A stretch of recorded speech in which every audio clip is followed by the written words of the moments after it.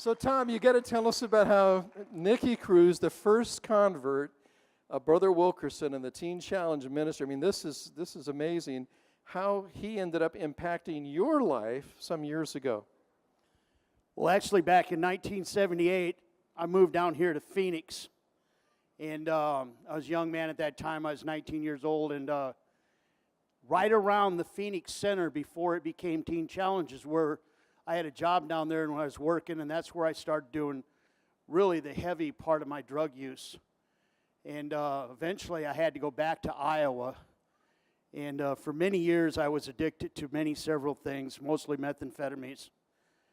And even after 21 years of marriage, I still hadn't figured it out. I was chasing something that wasn't real. And it was, as Reverend Harris mentioned it, I was really looking for love. And that's what it was. I didn't know how to love. I didn't trust others. A friend of mine, Dwight Clapper, went to prison.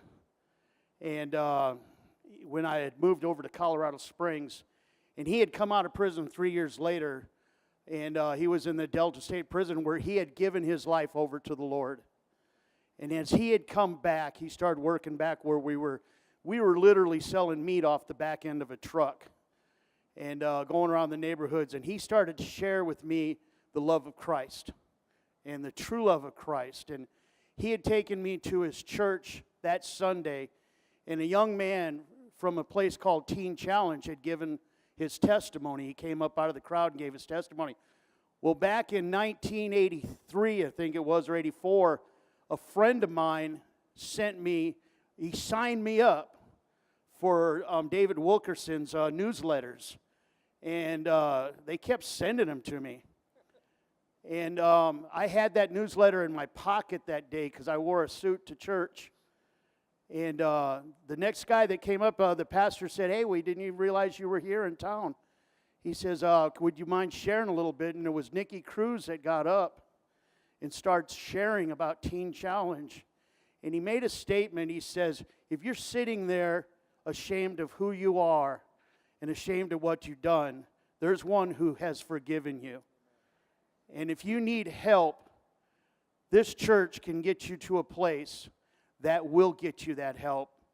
And it was 4 weeks later, at Monday morning, I was just gone out of my mind. And I stumbled onto that parking lot and went in and talked to that church. It was Pastor Ruttman. And he had sent me to Phoenix.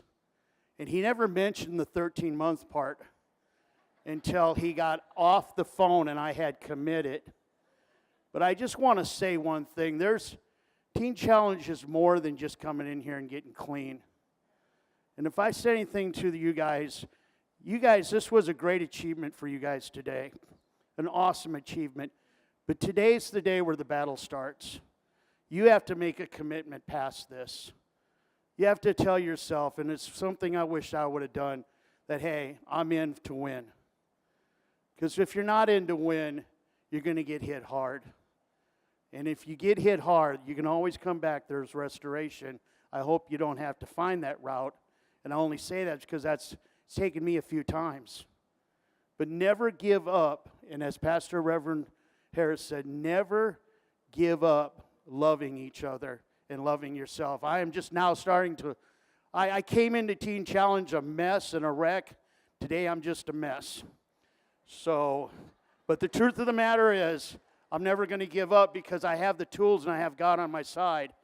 And it was because of a place called Teen Challenge that God provides that safety place for me to get help. And today I can say that I'm one of God's children.